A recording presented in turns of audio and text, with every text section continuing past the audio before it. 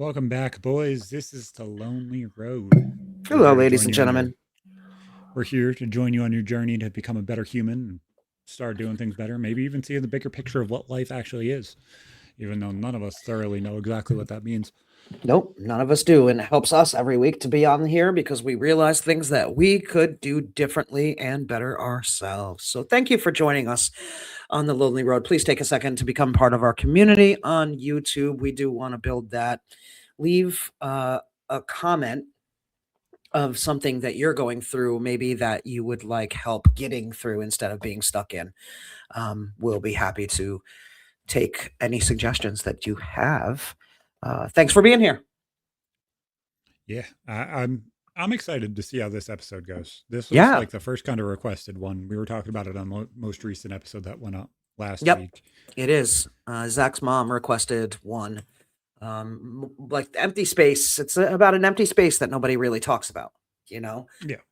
there's an emptiness that it doesn't come from death or loss in the traditional sense that we talk about, but um, there's a no dramatic ending. But something for that person still feels gone in whatever sense.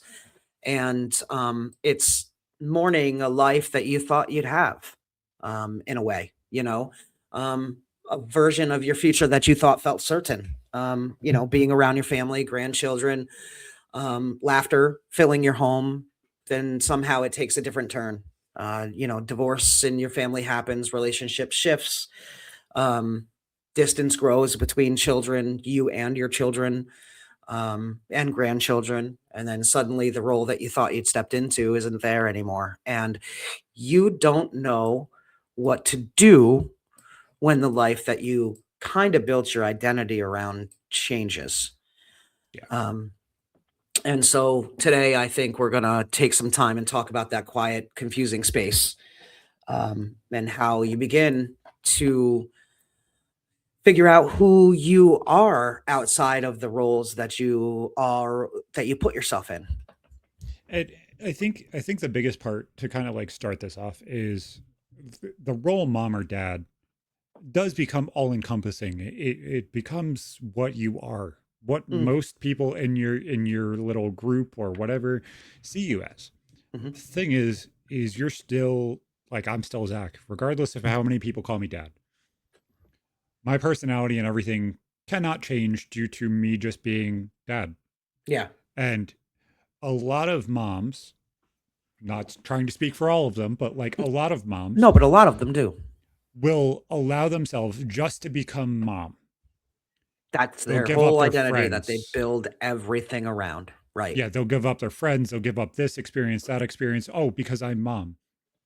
And then it then falls into the episode that we just recorded where that turns into resentment and it breaks apart households because it turns into, well, you didn't allow me to be anything else other than your wife or your kid's mom or this or that. And then it fucking spirals because like you're no longer encompassing yourself. You're no longer filling your cup. You're no longer doing the things in order to become a better human and a better person and be more well rounded in the situation that you want to be a part of. But you're also allowing yourself to crash, even in the thing that you give yourself credit for. Yeah, for sure. I don't think that um it's empty nest, but different. Empty nest happened, you all left the house and she's there alone, with Fa trying to figure out life. Bella's still there. But for the most part, her two older children had left. But it's the grief after everything. The divorce happened. And it's just a life that she thought she would have, that ripples came through the world, her world, and Mhm. kind of things drifted to something else that she wasn't prepared for. So it's like empty nest syndrome, but deeper, because there's more layers. The loss of the expected identity, that you thought you would have, in the day to day. And I want to give her and other people that are going through this, whether it's with your children or whether it's with your grandchildren or whether it's with another relationship in your life, I want to be able, to give you some tools in order to help you to climb out of that, because you are something other than that mom and that grandma, and you that's the challenge today, is to figure out what those things are now that you that are you, that make you And you. I do want to give my mom credit because this thing can be a very fucking toxic thing.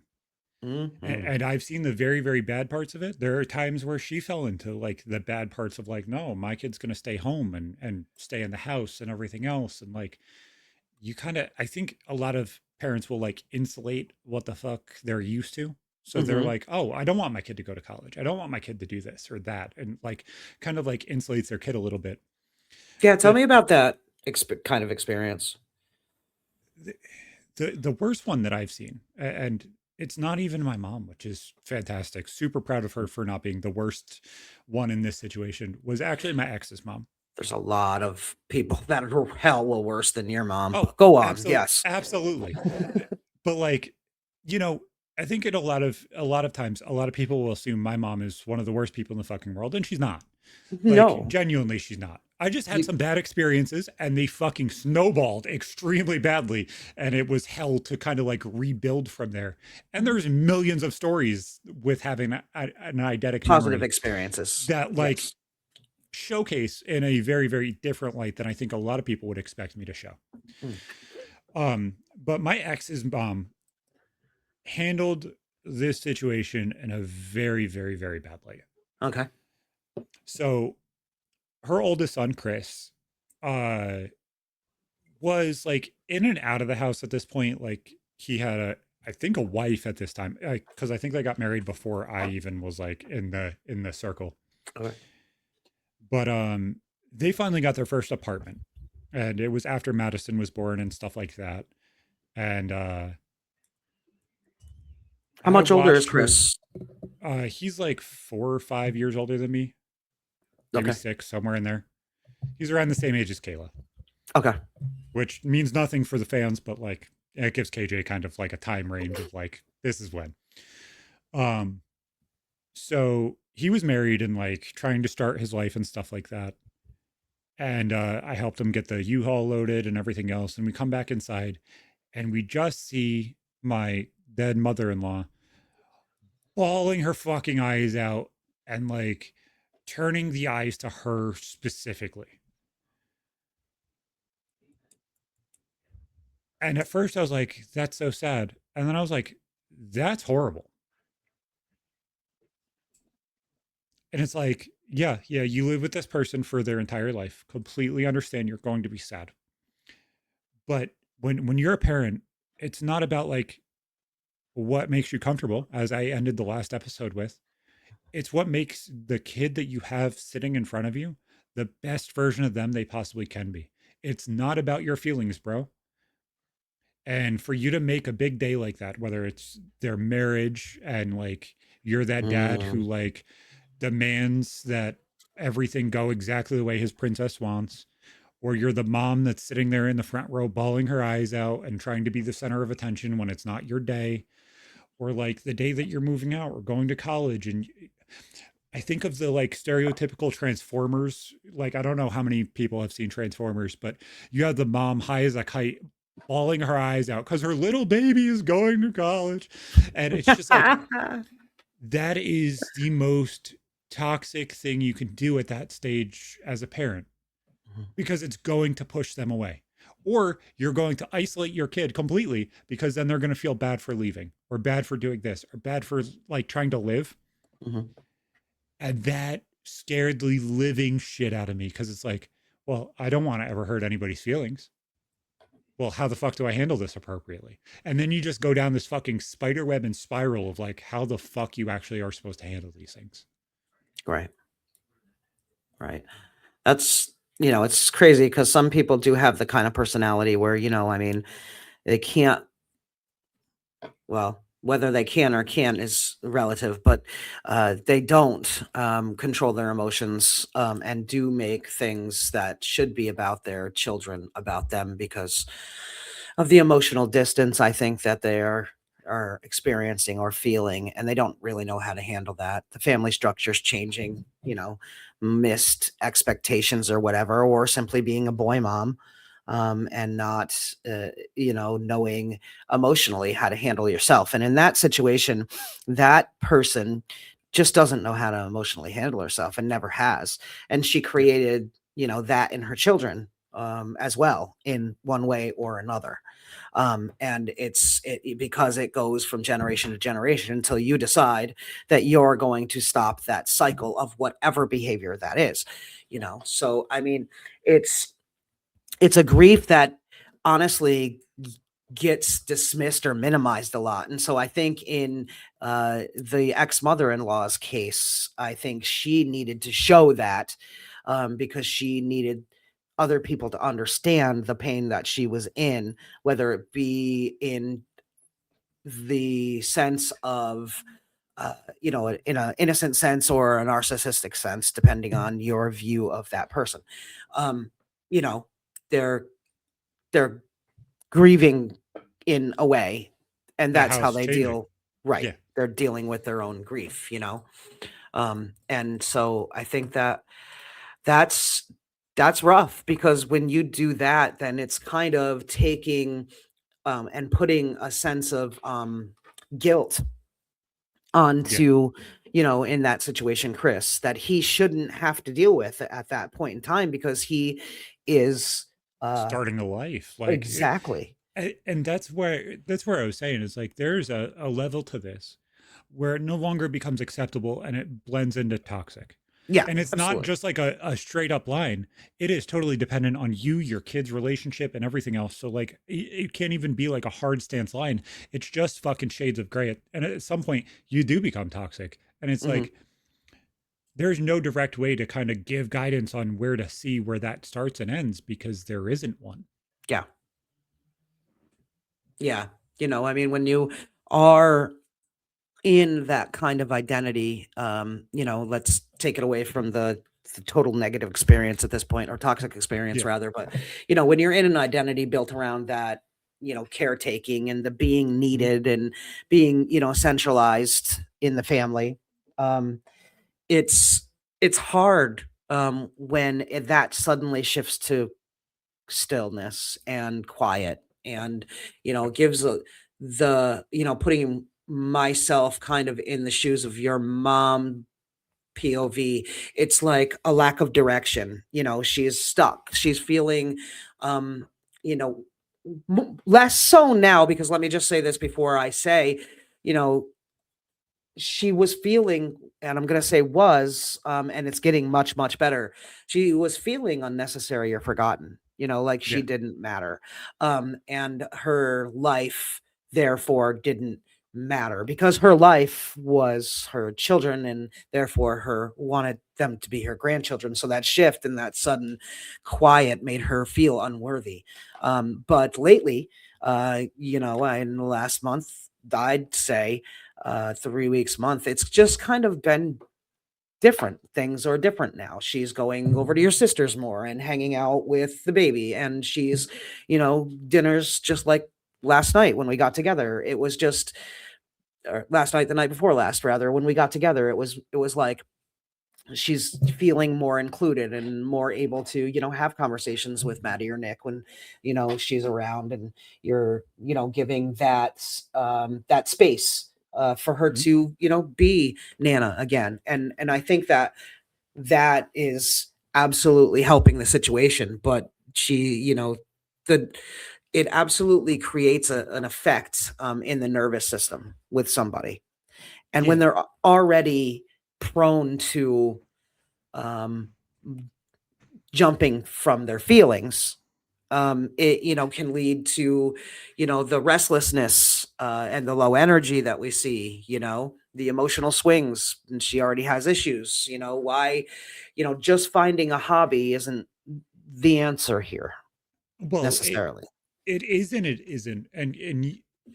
Everybody's gonna roll their eyes when I use this example, but it makes a lot of sense to me. Is like when the car guy sells his car because like he needs to make sure the things are right for his kid, or like he gets into a car accident and he no longer has the car. When you build your entire sense of self around a thing that can be taken from you, Mhm. it becomes almost irredeemable at that point. Not you become irredeemable, but like the life that you pictured becomes irredeemable because you couldn't protect it, you couldn't secure it. Like Seemingly, yeah. I I went through a struggle with this too, and I didn't think I did. And literally that just caused me to like click it into frame because my identity is dad. My identity is the protector. And like I couldn't protect Bree and I couldn't protect Joshua when we lost him. I couldn't fuck it like literally none of the tools that I was given enough in order to be able to protect them in those situations. I could. There was nothing I could do to change that situation. I can't affect it at that point. It's done. Right. Yeah. And it's so hard because like you learn as a kid to like dump everything you have into something where it's not really valuable. But when you're a parent, when you give so much of something, like you're a car guy and you have that car in your garage that you got from your grandparents and it means everything, Hmm. or like a hobby that like you take effort in, or like Nick where he's essentially a fucking pro gamer now. Like those things fucking matter to you. And they matter so much to you that you would fucking do just about anything for them. Yeah. And at some point, like those things are no longer there. They change, or they're gone, or like that thing grows up and it changes from what you cared about. And yeah, there is a difference. Yeah. Yeah. It was it was huge when my older brother, it was baseball for him, you know. It was, he was always baseball, baseball, baseball. Then he got released from the, semi-pro team he was on, and he didn't know what to do with his life. It was went from baseball to who am I? You know what I mean? Yeah. And it's just, you can take this advice and plug it into, basically any situation, because you have to move from that role that you thought you were going to be into something that you are meant for. Like, instead of in this situation, who needs me anymore? Your mom needs to shift that to who am I? Because honestly, Or this how can weekend, I be needed? true, true, but at the same time, building that self identity, I think, with her is huge Oh, in absolutely. the foundation to that, of being that for somebody. Because I Yep. believe that she needs to fill that void within herself in order to be that needed Oh, thing for somebody. absolutely. I I'm think just that saying, makes, like, yeah, for sure. in situations when you don't have mental illness, and I think that's a modifier on this situation, is okay, how can I change my job slightly in order to feel what I was feeling before Hmm. without being overbearing? And obviously, that's kind of like working through the situation and trying not to be a perfectionist because you're going to fuck it up.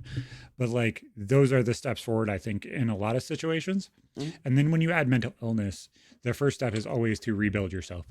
If you don't have a sense of self that's not other people, then genuinely, I think you fall into that trap of like, oh my God, what am I that's left? Yeah. Yeah, yeah, she just had a full collapse, like, of her world, you know what I mean? And so it when menopause hit your mom, it was more like her teenage years, because we discussed this weekend how we're kind of in switch roles. Like, I didn't have kids, so I didn't have to raise or make sure that three humans, ate, slept, and got Mhm. bathed, and made sure that everything was copacetic with all of them. And having three is huge, a couple years apart. But I have two the same age and one year apart, and we were talking about how condensed that is, even though it's the same amount of kids. And um how that was at the beginning of her life, and when she hit menopause, it kind of switched it to her teenage years. And if you think about it, it kind of did. She made Yep. stupid decisions, and she went off the seat of her pants. And where I am now, raising three children, and have to go through those things. So it's a good opportunity for her, even though she doesn't know how to do it, which is something we're gonna you know pivot into in a second. But basically, she needs to reframe that void, and take that unclaimed space and make it hers. Because, Or at the end of the day, she thinks this is the end of her purpose. But the way I see it, it's not the end of her purpose. It's the first time she actually gets to choose it, Zach. or you get to Because grow it. yeah, she gets to actually grow it the way she intends. She's an artist. She Yeah. now can paint her portrait of her future the way that she sees fit, not because she has to make sure that three humans are fed, clothed, protected. You know what I mean? It's different. So I hope that when she hears this, that she understands. It's the first time she gets to make that picture. So Yeah. And let's draw it.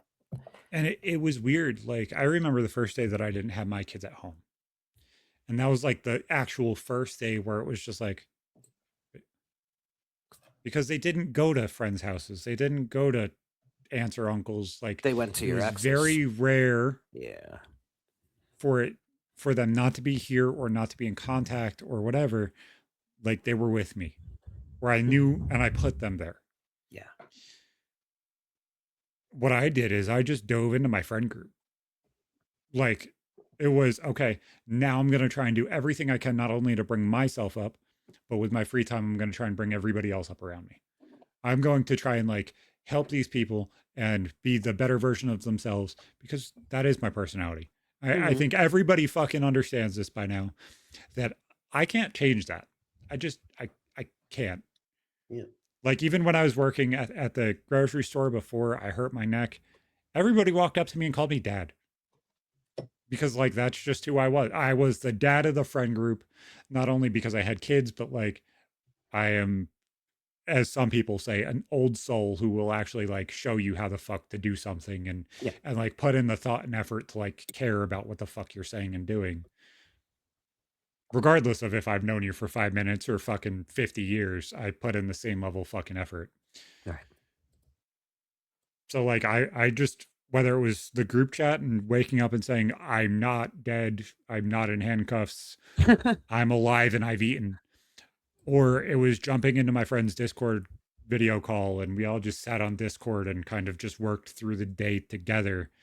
It meant something. Yeah. And like when you do things with purpose, everything becomes almost purposeful. Mhm. And I don't know if I'm saying that oddly or incorrect, but like that's what it meant to me was like everything I do now has to have purpose. It's not just, oh, I'm going to sit on the couch, watch something I do not pay attention to, play on my phone, which does not matter, eat a bag of chips it's only going to make me fat, and do nothing with my life. Everything if I'm sitting here and I'm sitting here and relaxing because I need a mental break. I Mhm. need a break for my ankle to heal. I need a break for my neck not to cause me a nerve migraine. I'm sitting here relaxing and trying to put things back together, or I'm spending time with my kids, or I'm Right. spending time with Bree. Every single choice you have intent behind because you don't get to remake those choices. It like almost solidified doing each individual decision was a impactful one. Right. Right, right, right. And I think that that's one of the things where I think that you can start when you're in that area. I know that the case of your mom particularly, she has done an amazing, impeccable job of isolating herself. Yep. She's got herself in that little apartment up in the top of the mountain, and she has just got herself, in a place where she honestly needed to be to heal, in Yep. a lot of different areas. It's things that she fucked up, things that were fucked up for her, things that went differently than she had expected to. She needed to stop, drop, and roll, and I do believe that she needed to isolate herself a bit, but she did a tremendous job of digging herself the cave, if you will. And so, it's gone beyond the point of finding your passion or figuring out your purpose, because those are, key phrases that are thrown out. But honestly, it's fine doing those things through small curiosities. You know what I mean? Like, the small curiosities your mom's always got are, her art in one way or another. She finds a way to get in her when she is at her lowest. If she finds a way to get into her craft room and create something, she can get herself out of a little more of that slump that she's in. That's one of the things that takes your mom, is her creativity. So that in itself, it's hard where she's at though, and I think that when she's planning on moving eventually, and we need to get on that, I think, because if she gets off the top of that mountain, which is hard right now for her because she's getting a bigger sense of family, and that's Yeah. where you are, that's where Katie is, and it sticks her there, which gives her less places to go to explore her art. There's less classes or, paint and sips or whatever, and there are some volunteer things that she can get into on the mountain, and we can talk, about those things. She's got a library right near her, and I she loves books, and I think that that's a great, place for her to start connecting. But before motherhood, she had a lot of things that she was interested in. And I think that she can start to reconnect with some of those things and new things, But I being I feel around. like when you're a teenager and you like start picking at things, whether that's art, whether that's music, whether that's like helping people, no matter what that is, Mhm, because you're gonna pick like a handful of fucking things, and they're gonna become your entire personality. mhm, For most people, obviously, there's the people that either are autistic and don't have any personality, or have too much personality, and then you have the people that have like their personality is just their personality, and there's nothing that thoroughly impacts that other than the person they are. It feels like that if you drop those things and you sit those bags down and you're like, a baby's in front of me, I got to drop everything and run, you freeze. That mentality that you have at that age, no matter when it is, whether it's 15, whether it's 20, whether it's 25, 30, whatever that is, that mentality doesn't change until you fucking drop the baby down and you start growing again. So like me, when I sat the baby down and put her in the car seat and put her in the car and like, okay, my job is done today, I go back to 15 because like you don't fucking like when you hyper focus on something like being a mom or dad or being the car guy or whatever, you return back to the place you were when you started doing that thing.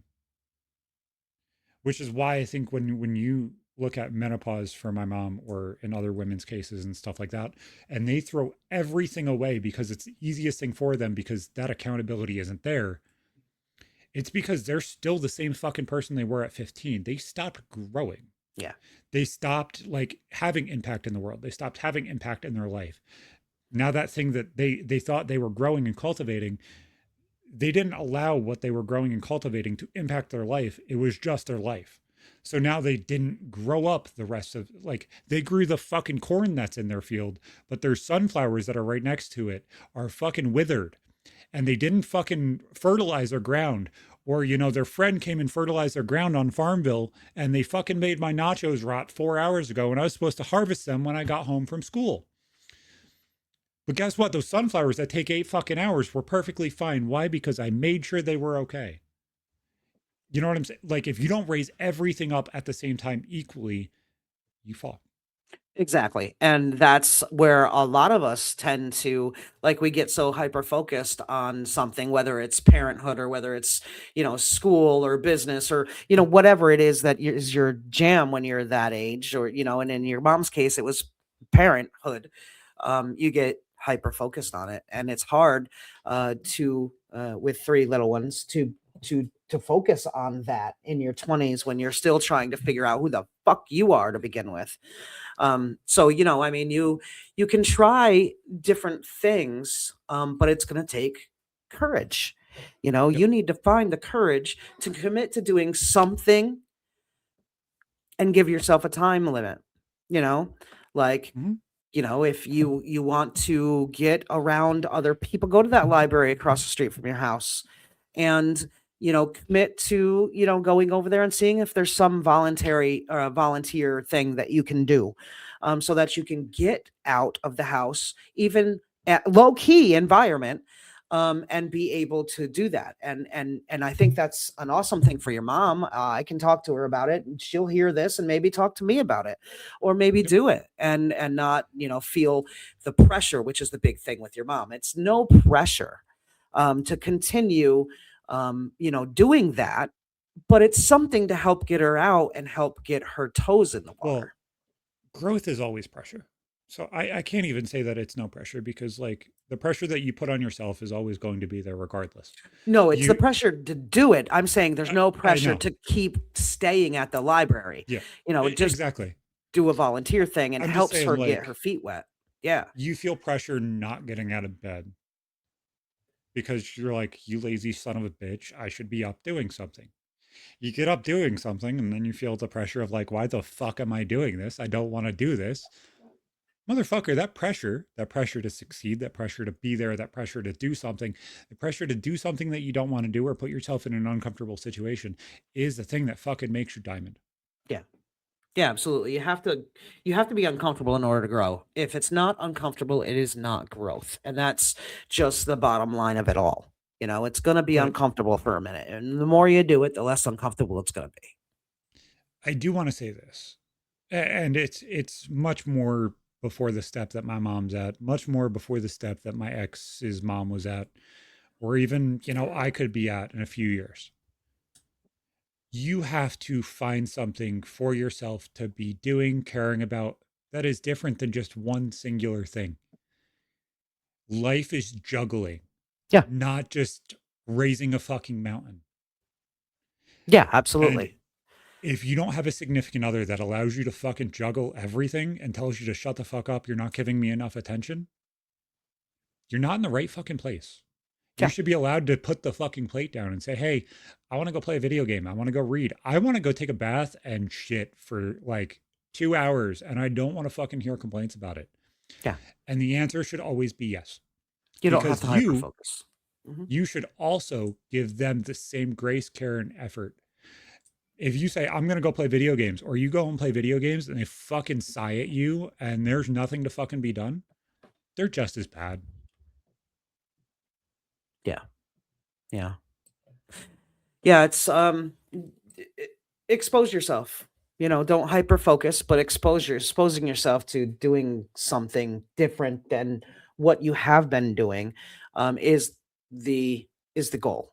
You know, it's just doing something different. And something else that can be done. I'm thinking about things that she can do, or things that I would suggest people do when they're in a rut. Write down, for Doreen, it's write down the before I was a mom list, or for people struggling with their kids or the empty nest syndrome. Write down things you liked, write down the dreams you had, the interests that were abandoned when you, had your kids. And don't Um, make them so insular that it's like, I liked going to the club and shaking my ass. no, that's not anything that your mom ever did at No, that I'm not age. saying my mom specifically. I'm just saying, No, like, I as know a in whole, general. I get it. th- But yeah, this world has become so insular to like yeah. just like five fucking things. And it's like, you don't Be have to dumb the real. world down.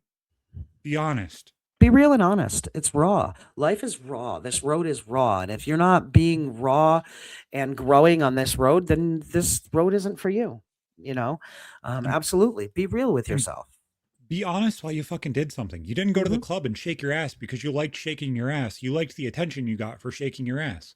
Or it was something, social. So Yeah. you don't have to go shake your ass to be social. Figure out something, A more different constructive place to that you do. could be social. Yeah. Yeah, yeah. Like write down those things, those dreams, those interests, and revisit one of them. You don't have to do it the way that it would have been, when you were younger. You know. Life is like school. And no matter how much everybody hates school, it's the school that you fucking make it. Mhm.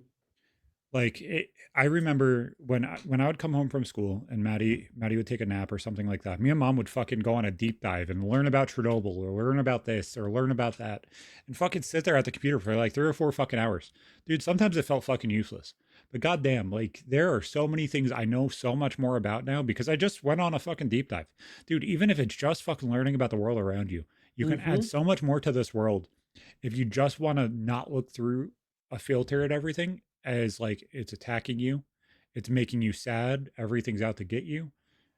Because in the world, you want to tell yourself you're the biggest part of everything, but you're not. Hmm. Nobody is.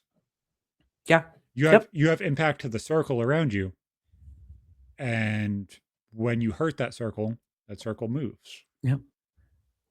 You know what I'm saying? Like it Yeah. just becomes derogatory at some point to be like, well, I'm still here. Well, just that's not how life works. You have to keep moving just like they have to keep moving. Yeah. Absolutely. And Absolutely. everybody's pace is different. Yes. Yep. And that's why when I specifically, when I say, do something, I'm looking at small steps because those small steps are going to turn into a lot of different small steps at once. And then you're going to have that you juggle effect that you were just talking about. You need to juggle life. You need to do other Yeah. things. You need to not be so hyper focused on one thing. I think it's really important to, create structure for yourself. When you're in a situation like this, I think that's the third thing that I would recommend is to create structure. I mean, your mom went from, being a nocturnal being and sleeping during the day and being up at night. She's pretty much done a really good job at most of the time, turning that around now so that she can be social with the family and she's not always being woken up to go. Yeah, you're going to wake her up to go some places. It's just going to happen. She sleeps late. It's fine. We all do. But she's not sleeping all day away anymore. And that's very, very important. So, Yep. uh, go ahead. And I'm going to say something that, might trigger all of the people with severe mental illness in the chat. But love you guys. I don't care. I'm going to call you out because I call myself out all the fucking time. If you sleep all day, you do it on purpose to avoid people.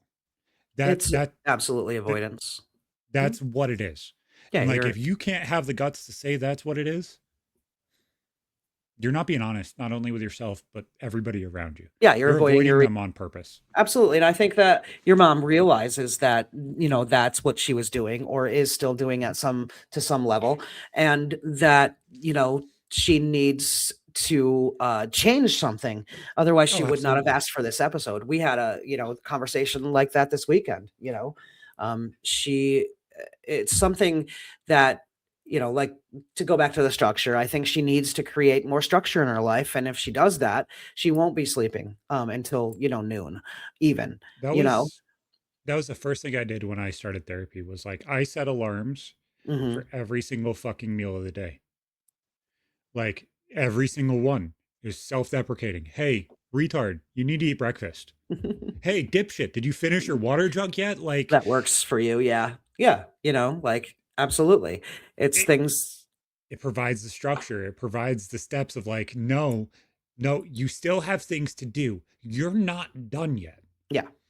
And Yep. the second that you sit the plate down, you're like, where the fuck is the things that I have to do? You have to be a human. Mhm. Your title isn't just mom. Your title isn't just dad. Your title isn't just grandma or grandpa or whatever. It's your name. You're more than just what you put into this world. You're a whole bunch of different, you're 1 in 2 billion to be here. And if you burn out for fucking 50 years, dude, you might as well fucking put the energy effort in. You burn out for fucking 50 years, have the fucking energy and put it in now. Yeah. Yeah. Absolutely. In that, in your mom's case, particularly because I'm tailoring this to her, because I know that she wants it. I suggest that you feed e- empty time. Yeah. Feed that empty time because that's the thing that's making you feel feel the whole.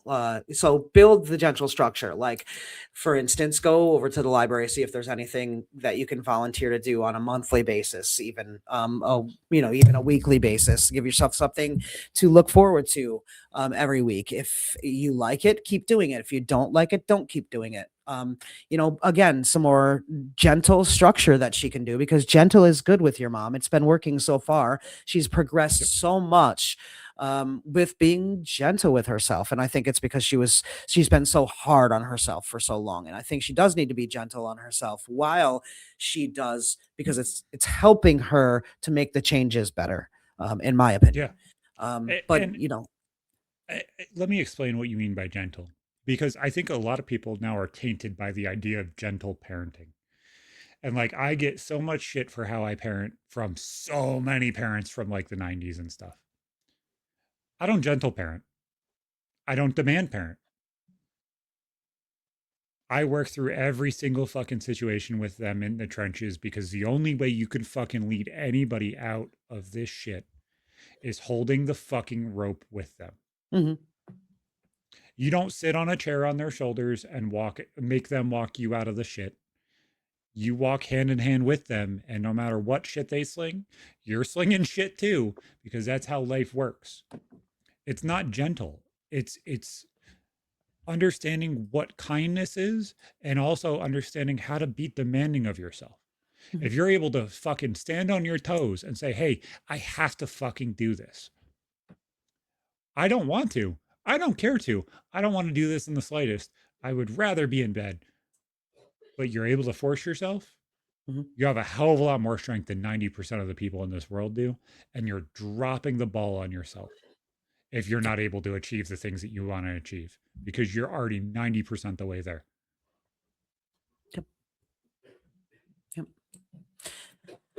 I think that it's important, for your mom to do a social interaction like that, Yep. like we were just talking about. But that also, she needs to know that, she can do and she likes to do sometimes things alone, like her photography, like her drawing, or her illustrations, her painting, her clay work, just things that are those activities that she can schedule into, that without, to keep her busy, to keep her social, to keep her doing things, and to keep her on that structure page. Yeah, and I think when she's had so much structure from like being a mom and stuff like that, Hmm. I'm sure there's a lot of other parents that will feel this too. That no longer feeling structure and the undiagnosed ADHD of like, oh my God, I can actually do things when I want to do them, I think honestly freezes my mom. And I think that's her biggest issue right now currently, is she'll want to do something and she'll be like, well, I can't do that. I have kids. And not even like put it into context.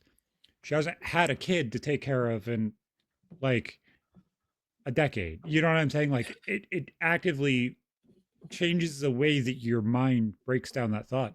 Whether it's like done on purpose of like, oh my God, I can't do that. I have a kid, teehee. Or it's like, nah, what would my kids think? Those are totally different situations when your kid is no longer walking behind you. Yeah, When they hit especially. 18 and they're treated as an adult, they're walking side by side with you. Yeah. They're pulling a different cart, they're pulling their cart. But guess what? You have a hand on that cart too. Mhm. And every Yeah. cart that's being pulled around you, you can decide to put your hand on and hold it down, or you can fucking stand behind it and push it as hard as you fucking can. Because everybody around you is all on the same fucking rope, and we gotta fucking pull it together. And if we don't, everybody falls. Yep. I I'm just, glad that you've been able to have, the conversations with your mom, about the things that bothered you. And I know Katie also has been able to have conversations with your mom about things that have bothered her. And your mom sees the points of views. And I'm just glad that you guys have been able to have those honest conversations, because it helps your mom understand your point of view, even though she blames herself more than anybody. mm, She's the hardest, that on herself than anybody that you can be on her. But Well, it's as also a the as a whole, the only person that you can control and hold accountable is yourself. yeah, Like if something fucks up in this house, regardless of if somebody shot the fucking stove, guess what? That's my fucking responsibility to make sure the stove didn't get fucking shot. yeah, You know what I'm saying? Like at some point that accountability of saying, "Hey, I fucked up. It's okay." yeah. There's also something important in that her healing has a lot to do with her children, Mhm. and it has a lot depending on your guys's reconciliation with certain situations between y'all. But I think that her healing can't entirely depend on that. Her healing has to go back further and during, and have to do with herself as well. So if she continues on the path that she's on and adds herself, and her inner child, honestly, to that, Yeah. I think that she's going to take this to a completely different level. And like I don't know everybody. Obviously, I've heard so many of my mom's stories and I've had given her pushback and like actual like not even necessarily critique because you can't critique somebody's life, but like give them the other perspective or like, hey, if somebody said a joke or something like that and you take it super offensively, that's not saying that they're a bad person. Like there's more uniqueness to each individual circumstance that may or may not have hurt you than just that it hurt you. Some people don't understand social cues, and if you hold them to the same fire that you feel you need to hold yourself to, people slowly stop caring. Yeah, people have different things that they need to, be careful of. With your mom, it's speaking before she thinks about what she has to say. Mhm. Before she makes it completely make sense in her head, she's spouting it out her mouth, and then she is like, "Oh wait, that wasn't exactly what I meant to say. That's not how," and it's the same thing with other people's perceptions and how they their social cues or whatnot. And it's important that when you're in a family that you communicate about those things, just, one person's social cue. And if she understands that the social cues aren't really there for that person, that gives her more understanding, just like, the opposite would. It's interesting that it is. But you can't let those mistakes define you or the person that made, the mistake. It's just like you can't let the roles that you thought you would be in define you for the rest of your life. You know, Bringing it back to your mom's case, she can't continue to keep herself in the role of just a mom, just a mom, just a grandmom. She is a mom. She is a grandma. She's the nana. She's absolutely that. But she's Doreen first. She's got to be herself. And it's something that uh, she's got she's got to understand that it becomes her life's got to become something that's actually hers for the first time.